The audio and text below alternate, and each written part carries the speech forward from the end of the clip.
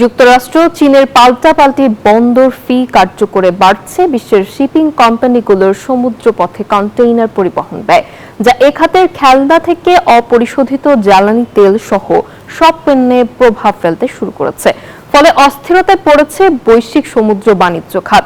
বিশেষজ্ঞদের শঙ্কা, শক্তিশালী অর্থনীতির দুই দেশের বাণিজ্য বিরোধ বিশ্ব অর্থনীতিতেও নেতিবাচক প্রভাব ফেলবে। বিশ্বের বৃহত্তম অর্থনীতির দুই দেশ চীন ও যুক্তরাষ্ট্রের মধ্যে বাণিজ্য যুদ্ধের একটি প্রধান ক্ষেত্র হয়ে উঠেছে সমুদ্রপথ। সমুদ্র বাণিজ্য খাতে পরস্পরের উপর আরোপিত পাল্টাপাল্টি বন্দর ফি নেওয়া হচ্ছে। বাড়ছে বিশ্বের শিপিং কোম্পানিগুলোর সমুদ্রপথে কন্টেইনার পরিবহন ব্যয়। এতে ছুটির মৌসুমেও এ খাতের খেলনা থেকেও অপরিশোধিত জ্বালানি তেল সহ সব ধরনের পণ্যে নেতিবাচক প্রভাব পড়ছে, কেননা এসব পণ্য পরিবহন করে এসব সংস্থা। ওদের স্বপ্ন পূরণে পাশে থাকতে পেরে আমরা গর্বিত।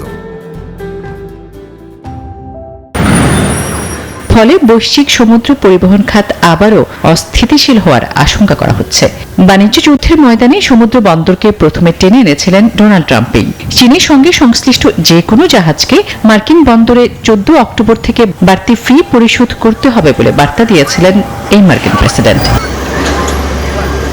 পাল্টা ব্যবস্থা হিসেবে সম্প্রতি দুষ্প্রাপ্য খনিজের রপ্তানি আরও কঠোর করেছে বেইজিং। এরপর চীনা পণ্যের উপর 100% শুল্ক আরোপ করেন ট্রাম্প।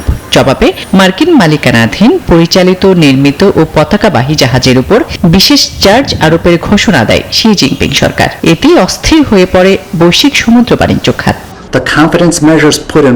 বিশ্বের বৃহৎ অর্থনীতির এই দুই দেশের বিরোধ দীর্ঘ হলে বৈশ্বিক সমুদ্র বাণিজ্য খাত নয়, গোটা বিশ্বের অর্থনীতিতেও নেতিবাচক প্রভাব ফেলবে।